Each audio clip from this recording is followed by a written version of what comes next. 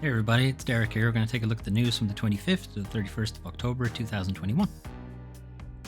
So on Wednesday, Sony had a State of Play where they showed off a bunch of third-party games, third-party trailers and stuff. So we're just going to take a look at a few of those here. For God's sake. Oldest man of all time. Oldest man of all time. Ancient, more ancient than Foundation of the World.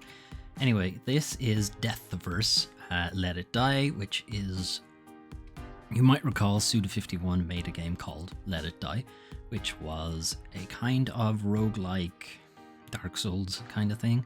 I know you're thinking Dark Souls is already kind of like a roguelike, but I mean like when you die you go back to the beginning kind of thing, but Dark Souls.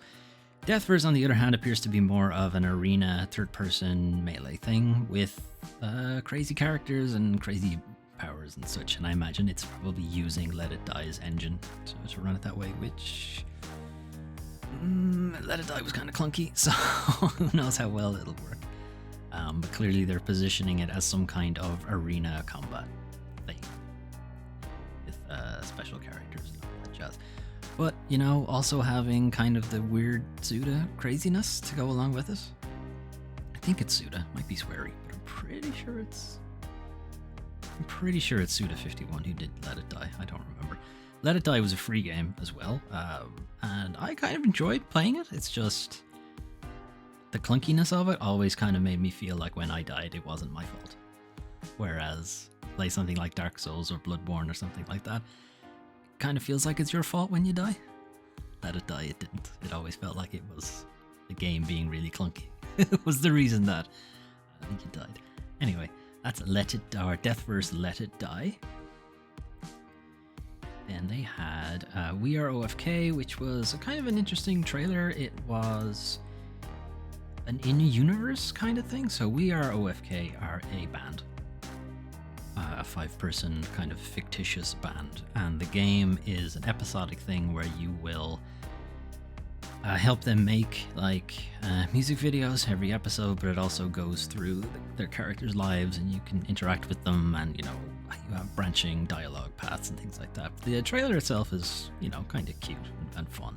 Doesn't take itself too seriously. It's like they're attempting to record the trailer in the trailer kind of thing. It's a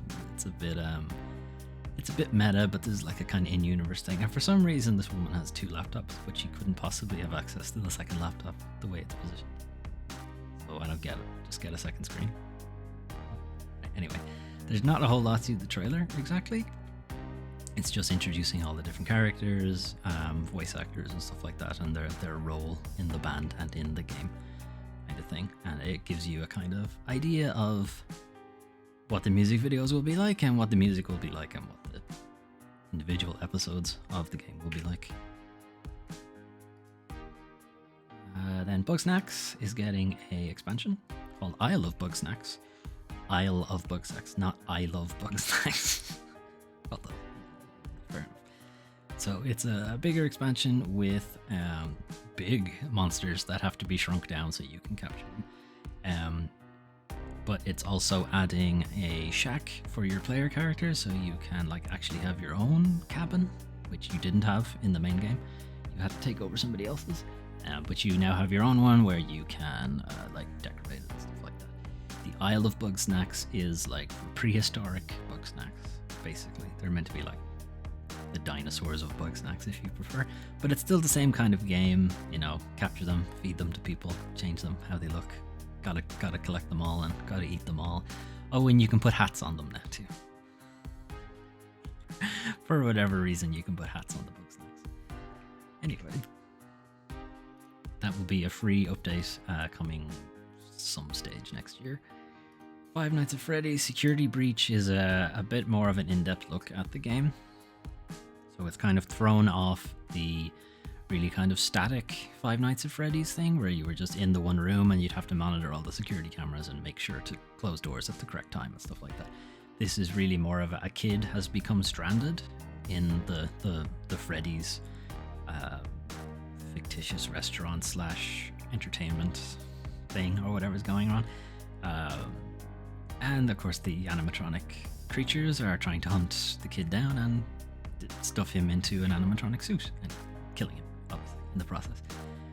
So it's a lot more gameplay involved, like a stealthy kind of narrative approach to it. I imagine you're given different tasks and you need to make your way around the environment without getting caught by these creatures and so on. But you can also climb inside and not die. For whatever reason, you have a Freddy mech you can walk around in.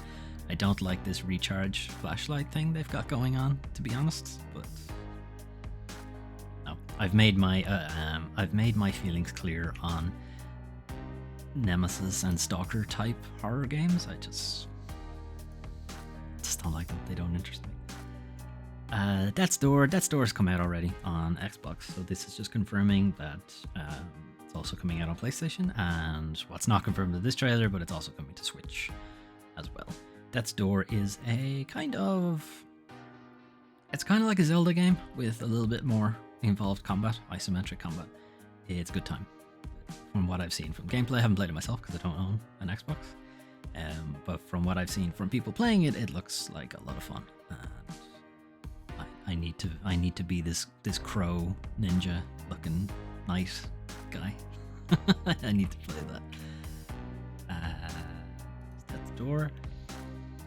Kart Rider Drift couldn't possibly any more derivative of just a kart game. I'm not even gonna bother.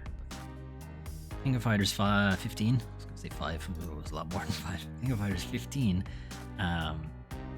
showed off a couple of new characters so that haven't been in the franchise before.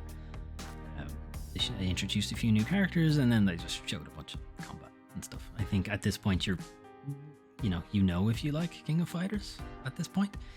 Open beta though, so that showing up, you can check that out for yourself. 8 available characters for the beta, but the game itself will have a lot more. And what else do we have? First Class Trouble is Among Us, more or less, with like different trappings. It's kind of like a 50s-ish sort of aesthetic, but it's on a space station. At least I think it's a space station. It's like future tech, but still with like a 50s, 40s or US 40s or 50s sentiment. Characters can play as actual passengers on this kind of pleasure cruise, which I think it's meant to be. But some people will be personoids, which are robots, more or less. The AI has gone nuts and is trying to kill off people, and the people are tasked with shutting the AI down and performing various tasks, not unlike Among Us. Whereas the personoids or the robots are tasked with stopping that basically and killing off the humans. So that's how that works. You can see it's a bit more, obviously more graphically intense than something like Among Us, but it's the same principle thing. The game itself, First Class Trouble, I forgot what it was called. First Class Trouble is also going to be part of the PS Plus games for November. So if you're already subscribed to PS Plus, it's a pre-download starting tomorrow, I think, when this video went up anyway. So November 2021's PlayStation Plus games, which we'll get to in a minute, but it will be part of that. So they'll have a fairly decent install base right from the beginning, so you won't have to worry too much about that. Star Ocean, The Divine Force. So Star Ocean is a fairly long-running JRPG series, which is set in the future. So it's like space travel and like lasers and energy swords and that kind of thing. It's always been kind of over ambitious and not really able to deliver on its ambition. It wants to do like big expansive worlds where you can kind of get lost in it. But the thing is, they don't have the budget for that, so the worlds tend to look kind of barren and with not a lot for them to do. Kind of hoping they can, kind of get over that and maybe like actually achieve their someday they'll achieve their ambition. But there's some interesting stuff here, and most of it just is what you're going to see in the next couple of seconds, which is this flying ability or gliding ability that the main character seems to have. Now it seems to be limited, which I'm not like super glad about. Like it would be great if you could just fly the whole time, or maybe you can, level it up and whatever. But if it's a case that you're going to be flying around these planets, ish, yeah, I'll give it a shot. Combat seems to be mostly real time, whereas Star Ocean, the original Star Ocean was also kind of real time, but also kind of, it was a bit of a weird mix of real time and turn based. Like everybody had timers more or less on their abilities, so it was still sort of time based. Or turn based, rather. No, time based. Timer based? I don't know. It's a bit like what Final Fantasy VII does, the active time battle. Original Final Fantasy VII, not new Final Fantasy. Anyway, I'm going to move on before we get into the nitty gritty of what does and does not mean turn based. The last thing they went to look at is it was a slightly longer look at Little Devil Inside, which you may have seen in one or two other State of Plays, where they showed off a bit of desert combat and a bit of desert survival and stuff like that. This time, this character is more inland and closer to civilization this time around, and they really were focusing more on the map and how the character gets from different places to other places. So they're starting off with the train journey. The overland map is actually pretty cool looking. Like this. Like it's really pulled out and it's got a bit of a tilt shift to it, so things look like they're models as opposed to you looking down on an actual like real world map. It's more like you're looking down at like a tabletop model. You can check out his different inventory while he's doing that. It goes into how he picks up missions and how he can also run into random encounters kind of on this world map. Now, when I say random encounters, I don't mean the old JRPG thing of the screen goes and you go into a fight. I mean you can just run into like people who might give you quests or run into shops, as the case may be in here, and get directions. You can also meet up with the rest of the crew, the rest of the gang, which is like a butler and some old man. I don't know what his job is. And then there's different things you can do there. Like in this case, they took the option to beep to get the sheep to move out of the way, but you could also just try to get out and shoot them yourself if you wanted to. They go a bit more into like, this is getting to an actual quest location. He's meant to collect some kind of eldritch artifact or something.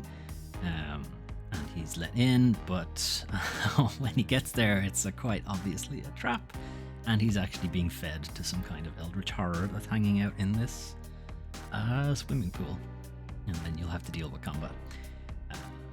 And if you do manage to escape, the landscape is now filled with weird ghouls and shit. I thought this was pretty cool though. You can impale, let me go back on that. You can impale enemies or grab them. Whichever way you want to, and then redirect and throw them into other enemies, which is pretty cool. I thought it was pretty cool. It's just showing off different places here. You can go out into the sea and do some fishing. They're in the desert in this place. This is the other party members I was talking about. Butler and a manservant, I think. Then you go off into the snow, and the donkey doesn't want to go any further. I don't know. What I've seen of Little Devil Inside, and when it was a Kickstarter game, I did back it because I just loved what they were doing. It since came off Kickstarter and was getting funding from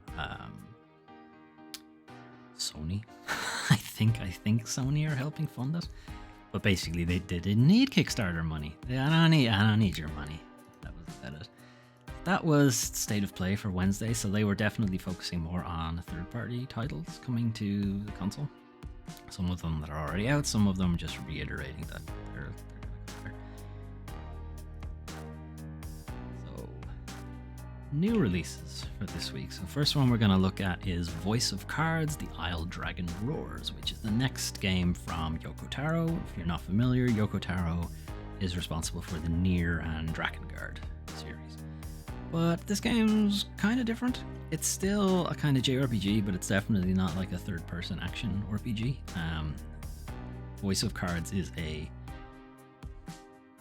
it's still a turn-based RPG. It's just absolutely everything is presented as cards, and that trailer did nothing to show that off. You can kind of dive into these things, like the world map is cards. The main characters, cards. When they talk to each other, the cards talk to each other. The item menu, cards. Everything is cards. And it plays like an old tabletop game. You know, it's like dice rolling and that kind of thing. There's a demo for it as well if you want to check it out yourselves. I'm really liking it. I'm not surprised. I kind of like everything Yoko Taro makes, but I'm really interested to get deeper into that. There will be a video on the channel at some point. We'll check it out there. And the other game is Guardians of the Galaxy. No, it's not. I don't care about Guardians of the Galaxy.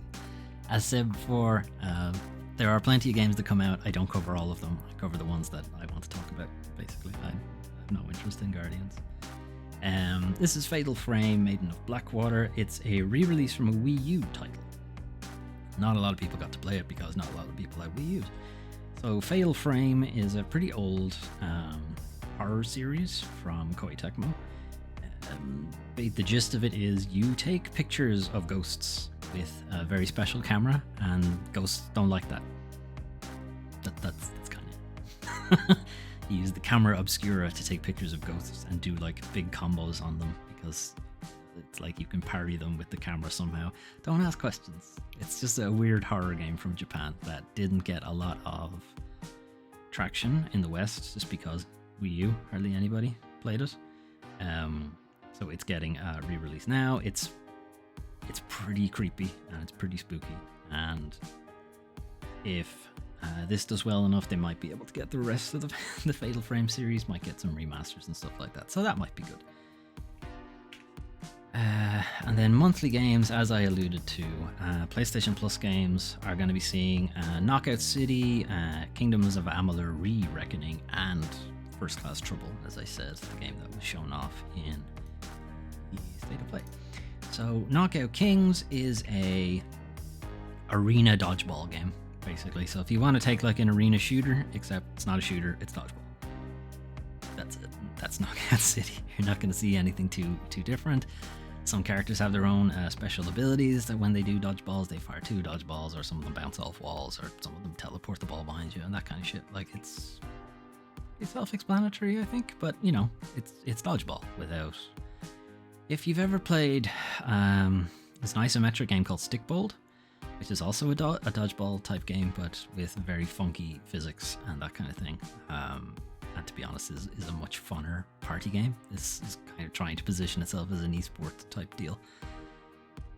How well it pulls off, I don't know. But being like a free PlayStation Plus game will obviously massively increase their player base. So that's kind of the deal. That's why you see these games end up on PlayStation Plus. That's why they're doing it, so they can get as many people playing as possible, and you know, get them to buy cosmetics and that shit. Anyway, that's Knockout Kings.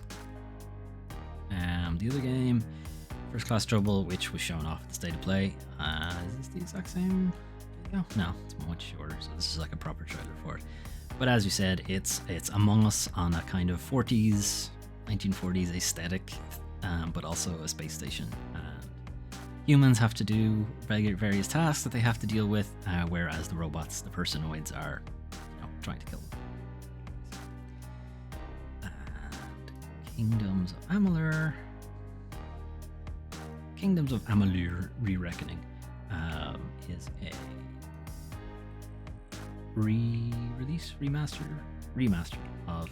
I'm pressing all the wrong keys. It's a remaster of Kingdoms of Amalur Reckoning, which was at one point positioned to be the next, you know, World of Warcraft thing.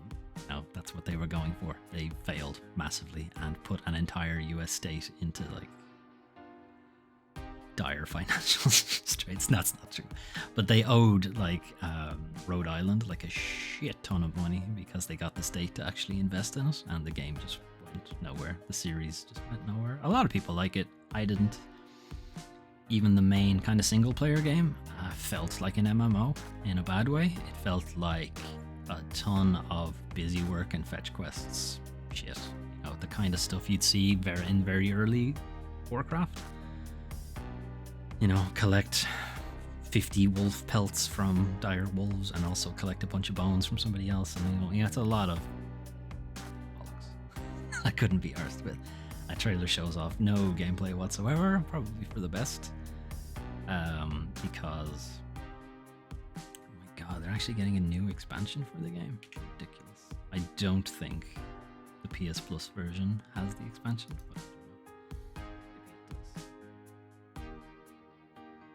there's no mention. There's no mention of it in the blurb, so probably not. Let's just say it's a PS3 game. It's a remaster of a PS3 game, so it's going to look like that, with slightly shorter graphics. But then, on top of that, not to be outdone, PS Plus is also giving away, or not giving away, but adding 3 VR titles. So the Persistence is the first one. The Persistence gets a lot of good press. It's PC as well, if you wanted to. It probably runs a bit better there, but it is a roguelike first-person robot thing.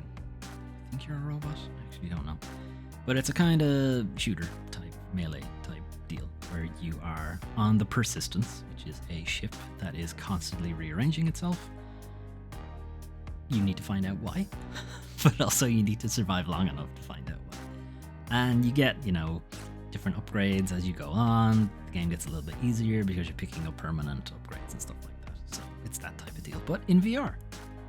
And the gameplay I've seen, it looks great. It's pretty great. Only I wasn't so arsed about connecting my PSVR up. The Walking Dead, Saints and Sinners is, as you might imagine, a first-person zombie shooty type thing. But it's not like a shooting gallery, which is what a lot of the early VR titles were, where you just stay put and shoot things. It's basically a light gun game. Whereas Saints and Sinners is actually kind of a stealth game, sort of. You can do it as a shooter, but you're also kind of going around mostly using your melee weapons to take out zombies, because in the lore of Walking Dead, if you make noise, they'll hear you, and zombies will track you down and you'll encounter a horde and stuff like that. So you're kind of trying to stab them and bash their heads. You don't really want to use your guns all that much. And the actual tactile feeling of grabbing a zombie with the VR controller and then stabbing them with it, it's much different to just clicking in the stick to stab somebody. It does add a lot to it, which is what I'm getting from a lot of people who've played it. And the last one is Until You Fall, which they don't have a trailer. Yes, they do have a trailer for it. I'm too far ahead. Until You Fall is an arena melee game. But it is very involved, lots of different weapons to pick from, and you have, actual control of the angles you're picking, that kind of thing. You can flip your weapons up in the air, throw them at people, that sort of thing. It's pretty good. It's a pretty good deal. So those are 3 really good PSVR games that are just PS Plus. So even if you don't have a VR headset, I'd still add them to your library whenever the PSVR 2 comes out. I imagine they will be backwards compatible, and just because not at least the Persistence and the Walking Dead game are both on PC VR headsets, which don't use Sony's camera tracking stuff, object tracking stuff. So they will probably be able to port them to whatever the PSVR 2 is. PSVR 2 isn't going to be camera tracking, it's going to be eye tracking. So they'll probably be fine. And we have Games with Gold. Go won't let me watch on YouTube. Thank you. Then I can control things. So Games with Gold, I should probably look it up beforehand. Moving Out is a bit it's got a bit of Overcooked to it. Kingdom Two Crowns, I don't know. I didn't even see what that second one is. And then the Lego game. So Moving Out has a bit of Overcooked to it. It is, you are kind of moving people in and out, and you need to collect their furniture and bring it into the truck and whatever. And it's just kind of shenanigans of trying to coordinate with a bunch of people to get stuff in and not break it, that kind of thing. It's a fun kind of party game. Deadlands, I only know Deadlands because it has a crossover with Bloodstained. That's all I know about it. I actually don't know what the game itself is. But it appears to be a side-scrolly combat thing? Don't know. Not seen a whole lot of guide of it. Okay, don't know what kind of game it is. Rocket Knight, also no idea what kind of game it is. It looks like a mascot platformer, is what I'm thinking. I was way off. It's a shmup? You think? I don't know. It must have like shmuppy sections and then maybe it has platformy sections later. I don't know. Lego Batman 2 is old as fuck, but Lego Batman 2 isn't just Batman. It's like almost the entire Justice League show up, and I think it was the first game where there was an actual open area where you could fly around. Like there was an open hub section where you could fly around as Superman or any other DC character who can fly, and that was pretty cool. The game itself was kind of standard Lego game, but the flying around in a city was pretty cool. And then they added it to the Marvel one as well, so you could fly around with those characters. But I think that one did it first. Okay, and then we've got one very simple update that I wanted to bring to people's attention because it's something I gave out about a lot for Returnal, which was that you couldn't save mid-run, and the only way to do it was to actually put the console to sleep, to put it into its rest mode and come back to it later, and that had its own problems because it didn't always come back correct. But now Returnal has its own suspend option where you basically make what everyone was asking for, which was a save and exit button. So it's like a one-time save. Once you've loaded, it's deleted. So, you do it that way, which is basically what almost every hardcore permadeath game does. They have a one-time save option, and once you save, you're booted out of the game. If you load that save up, it's deleted. So you're never able to keep it. So that Returnal 2.0 is adding that. So there's an option for you to suspend the game and come back to it later. So you don't need to suspend the entire console this time. You can suspend your run and maybe go off and play a different game. So you're not locked into just playing Returnal until you finish it. And then the other thing they added was photo mode, which is pretty good. There's got the kind of standard photo filters and FOVs and blurs and that sort of thing, but it wasn't in the main game when it launched. And one good thing about Returnal is that there are tons of particle effects. There's tons of just little small lighting and special effects stuff going on. We've got the fire and that stuff as well, but when Celine is shooting, there's a lot of different projectiles going about the place that are throwing off a lot of different lighting and stuff like that. So the photos will come out pretty cool. There's a lot of stuff going on in Returnal, and not being able to suspend the game, in one sense it was really frustrating because you're kind of locked into Returnal then as the only game you're playing, just because you're kind of stuck with having to suspend the entire console to keep the run going, basically. But it also meant it wouldn't be possible to actually port it anywhere else because it relied on we relied on the PS5 feature, which meant game preservation wise you wouldn't be able to do it. Whereas now, since it's now entirely inherent in the Returnal code itself, it doesn't rely on the console anymore. That means it can be ported to other things. So that's a big benefit to it. Okay, it's now time to talk about the worst part of the thing we like, the game industry. It's not quite right. It's now time to talk about the worst part of video games. Yes, the worst part of video games, the video game industry. Anyway. So we got a couple of stories here from Activision and Blizzard on their ongoing sexual harassment and shitty work culture practices. So 2 weeks ago, maybe last week, I forget now, Activision were seeking to pause the lawsuit because they found there was a conflict of interest between the California Department of Fair Housing and Employment, or Fair Employment and Housing, I forget which one was first, and the EEOC. The EEOC wanted to settle for a pittance, and the California guys felt that would really fuck up their lawsuit, so they petitioned to have that settlement thrown out, and the EEOC came back to say that it's conflict of interest because lawyers that were working on our lawsuit are now working on your lawsuit, and they shouldn't, because we shouldn't be sharing. They shouldn't be sharing evidence, except they were also doing an evidence sharing agreement, and that was a bit wishy-washy. And Activision were like, "Hold on, let's just pause everything so we can figure out what's going on." And basically, the judge in charge of it went, "No." Fuck you, Activision. We're gonna keep going. So yeah, that was it. The LA County Court Judge Timothy Patrick Dillon has now denied Activision's application with no reason for the denial was given. We don't know why exactly, but they just said no. We're gonna keep going. Fuck you. Elsewhere in the Activision news, Bobby decides to take a pay cut and waives arbitration and letter to staff. So most of this is good news for the workers of Activision.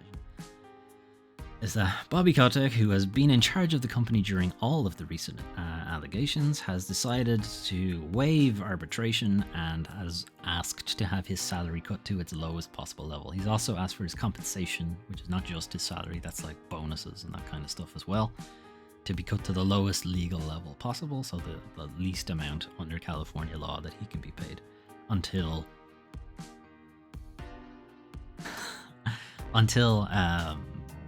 they fixed the problem.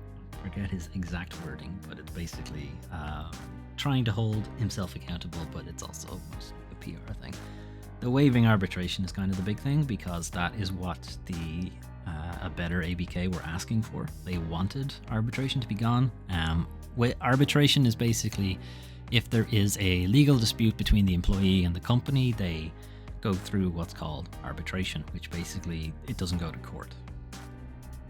Just bring in the in-house lawyers to figure out what to do, and they sign up for that in their contract. But the problem with that is it drastically favors the employee or the employer over the employee, which means it's you're coming from a very disadvantaged position if anything does happen to you while you're working for the company.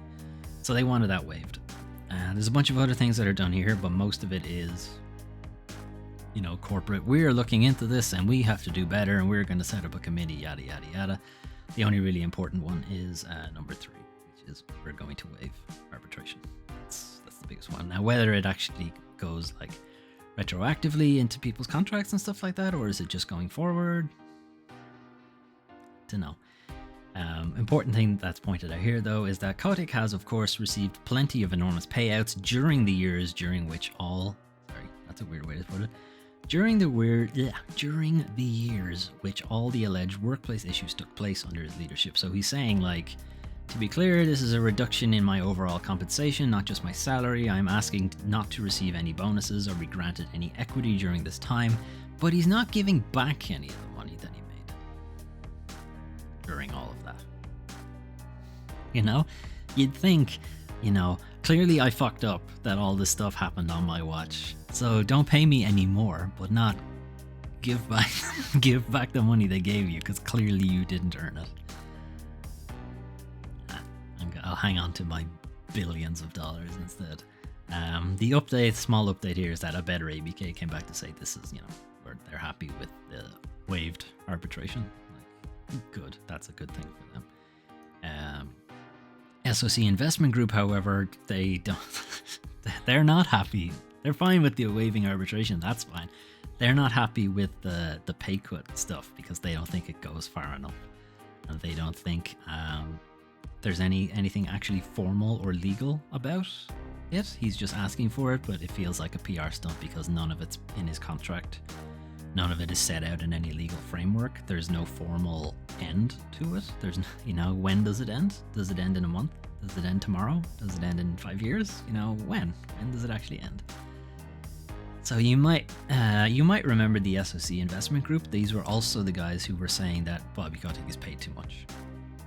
And Andrew Wilson of EA also paid way too much, and so on. Most of the big CEOs of the big publishers, you're making way too much money and you're doing fuck all to actually earn it. So how about you take a massive cut?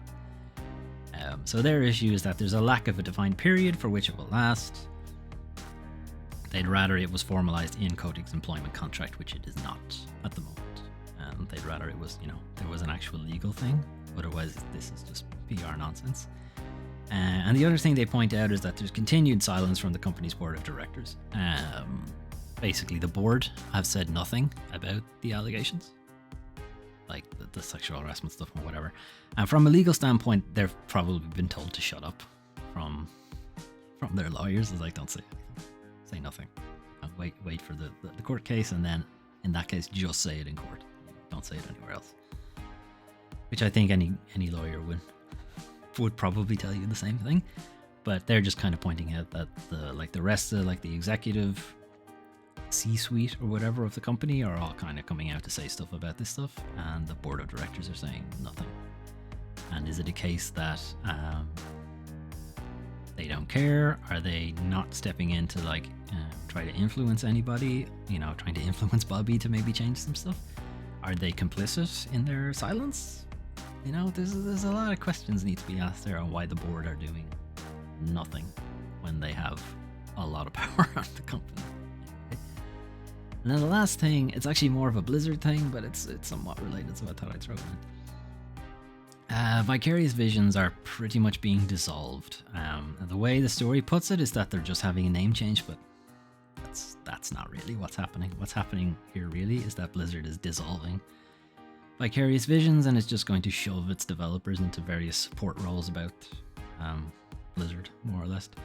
Employees were under the impression the team would still be known as Vicarious Visions. That is no longer the case. They will be known as to be determined. I imagine they actually won't be known as anything. I have a feeling the team will be split up entirely.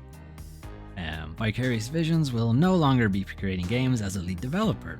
So, Vicarious Visions are known most recently for Tony Hawk's Pro Skater 1 and 2 and for the Crash Bandicoot Insane trilogy, both of which did exceptionally well. So, Tony Hawk's Pro Skater 1 and 2 received favorable reviews from critics and debuted as the fastest selling game in the franchise, selling 1 million copies within its first 2 weeks. That's ridiculous. Crash Bandicoot Insane trilogy was an even bigger success, with 10 million copies sold in its first 2 years. Also ridiculous, right? This is clearly a very successful company, currently owned by Activision. Owned by Activision while those 2 games were made, because Activision owns a license for both of them. They own the Crash Bandicoot IP, and they're licensed to do Tony Hawk's Pro Skater stuff. And they're going to reward this very successful developer by turning them into a support team to probably work on Call of Duty, because that's all any Activision company works on. They are technically being moved to Blizzard, so what would they be working on instead? Overwatch, I guess. Overwatch 2 or some other bullshit. It's like, why would you do that? Just give them their own game. They know what they're doing. It's just fucking stupid. And then we're still on the Activision train. Next year's BlizzCon Online, or BlizzCon Line, is it really called that? Jeez. On pause. I can imagine why, as Activision Blizzard look to reimagine event. Yeah, no shit. I don't imagine you want to have BlizzCon happening while they have an ongoing sexual harassment lawsuit pending. Mostly because the vast majority of the detail that came out during the when the lawsuit was published initially, most of its most damning evidence came from BlizzCon. Like the various BlizzCons that have happened over the years. You've got the whole Cosby suite thing where they had a suite in the hotel named after Biz Cosby? Yes, Bill Cosby even. Famous for date rape, basically.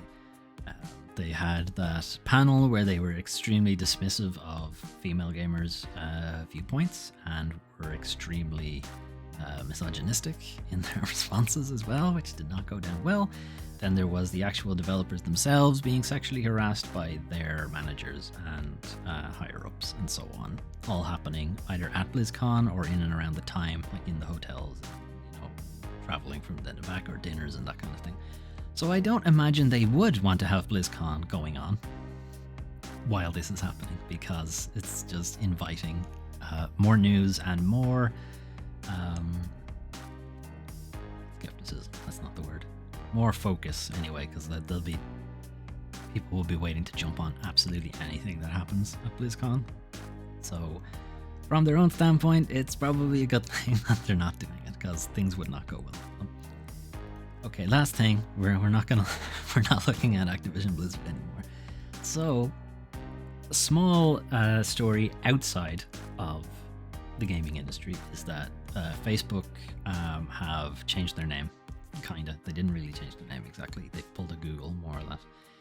And anyway, they changed their branding. Let's put it that way. They've done basically what Google did when they changed their name to Alphabet and then just pushed the Google product somewhere else. So Facebook have changed their name to Meta, but the Facebook product isn't going to go anywhere. Like when they're not going to get rid of Facebook.com or whatever. You know, it's not. You're not going to have to change it to Meta.com, etc. Meta will just be the umbrella company. Not that umbrella company, just in general, the umbrella company. Anyway, part of that rebranding and part of their changeover and their kind of move to the metaverse, which has already been done in so many other video games, and they're still trying to claim it's unique, but whatever. They're going to ditch the need to need a Facebook account to use Oculus headset, which is something that people have been asking for, myself included, ever since they came up with the idea. It was like, please do not do this. This is a terrible fucking idea. Get rid of it immediately. So it hasn't happened yet, but they are starting to test support for work accounts soon, and plans to make a broader shift towards that over the next year. So work accounts are basically not Facebook accounts, like basically anything else, like tied to Oculus instead, or like an email and password, which is pretty standard, or maybe using some other OAuth stuff. Maybe you could sign in with Google or sign in with something else, that kind of thing. It just won't be tied to Facebook, is basically what they're going for. There have been a lot of issues about it. In October last year, the company unveiled that Oculus headsets will require a Facebook login to use, and it was also discovered that deleting a Facebook account would wipe out all of your Oculus purchases tied to it. That was a big problem for everybody, because there was a big push to just not be near Facebook anymore. People would delete their Facebook accounts, and only to find that, one, you couldn't log in because your Facebook account was gone, but even if you did manage to recover it, all of your Oculus purchases were gone now too. Shit. So yeah, it's not clear when this is going to happen. Hopefully it happens soon enough. I'd really like to play Resi 4 VR, and you need an Oculus Quest 2 currently. You can actually make it run on Oculus Quest 1 if you kind of mess around with it a little bit, but I don't really want to do that. That doesn't sound fun. Plus, the Oculus Quest 2 can play a lot of other stuff as well. But currently, Oculus Quest, if you had an account before a certain date, you're grandfathered in. You'll be fine. They won't mandate that you have a Facebook account until at some point next year. But it sounds like they'll probably do away with that too. Whereas the Oculus Quest 2, you do. You need a Facebook account currently to use it. So hopefully they make that change pretty quick. And then other news was that they're not going to be called Oculus anymore. They're getting rid of the Oculus brand, and they're going to call it something else. Something probably to tie into Meta or whatever the fuck. Okay, some dumb stuff to finish off. Both of our dumb stuff stories have to do with Nintendo. So, Nintendo's online expansion pack trailer is now its most disliked video on YouTube. So, this was the trailer that showed off, one, the pricing that was going to come with it, and then what you actually got in the expansion pack. So, the pricing of $50 a year was more than double what the basic plan costs. The basic plan was $20, more than double it. And all you got for it was an Animal Crossing expansion, which, as the author here, who's the author here? Zach Juizan points out, you can buy that separately, and you probably should. And then a bunch of N64 and Sega Genesis games that don't run very well. Emulation quality of these games is not good. Many complaining that the older games run poorly, lack proper control remapping, and feature numerous visual and gameplay bugs and glitches. So the emulation is shit for the N64 and Genesis games. Among them being transparency. Like, for whatever reason, transparent textures and stuff just do not emulate properly on whatever emulation software Nintendo are using. They're clearly not using the more popular ones because they fixed it. You can see like comparisons for Ocarina of Time, and you can see a gradual decay in the visuals from the original to the, I think, the Wii Virtual Shop, or what the fuck it was called, for Ocarina of Time, that also didn't have great emulation, and now the Switch Online was even worse. Like, it's actually getting worse and worse and worse. So this trailer has basically just been annihilated with dislikes. It is Nintendo's most disliked video. It's with over 100,000 dislikes in only 2 weeks, whereas their second most disliked video, which is Metroid Prime Federation Forces, not surprising, that's pretty hated too, has 104,000 dislikes, but that's after like a couple of years. You know, that's had a while to rack up those dislikes, whereas this hasn't. And it has nearly as many. As more, actually. Did I read that right? The video which revealed the pricing detail. No, sorry. That's this. The expansion pack has the worst. Did not mention how many. It must have been in a different article.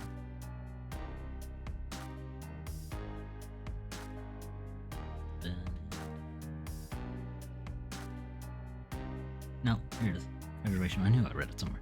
Has 96,000 dislikes after like a couple of years. It's like uploaded in 2015, and that's how many dislikes it's gotten. Whereas this was uploaded 2 weeks ago, and has more already. Not that Nintendo will actually do anything to fix it. They don't give a shit. Nintendo don't give a shit about anything. And then last thing, Mario Party Superstar minigame features special warning on how to avoid irritation to your skin. So this is a Mario Party minigame.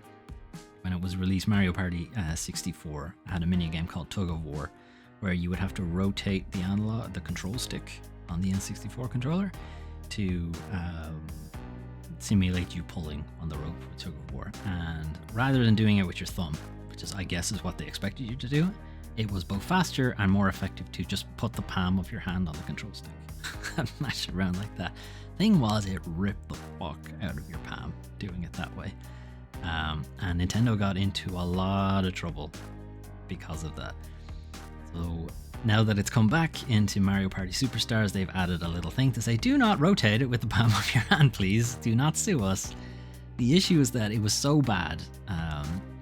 Such was the outcry, the New York Attorney General's office got involved, and Nintendo elected to offer pairs of padded protective gloves to anyone who wanted some.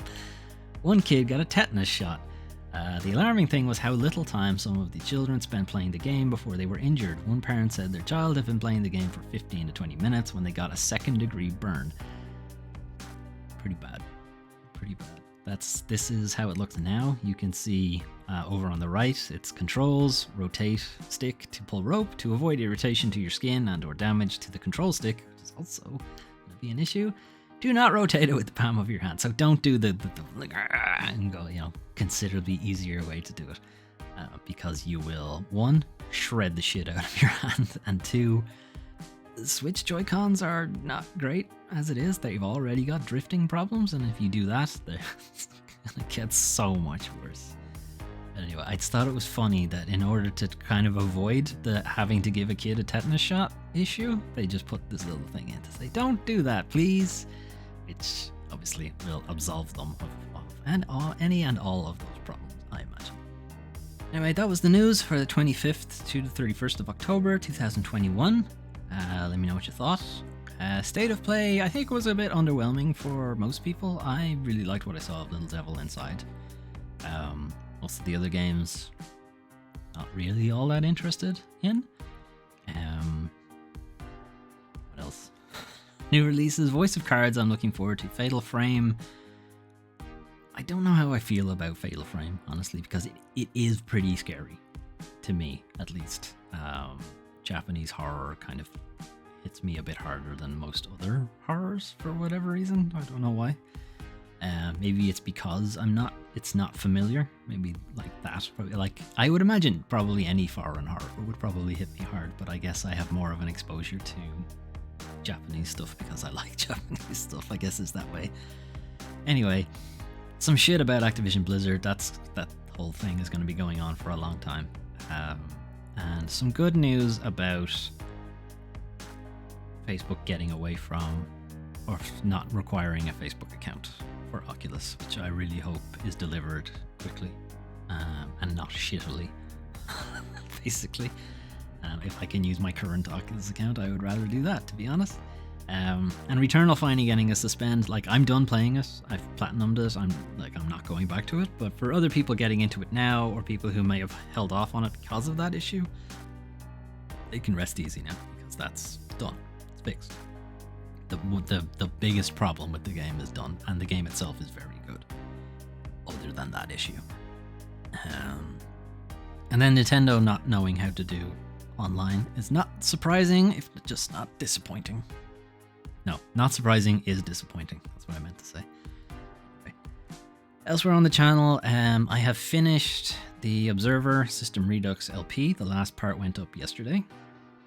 It'll be Sunday, Halloween, basically, which is where I was intending to finish. I wanted to get it done on Halloween, and I did.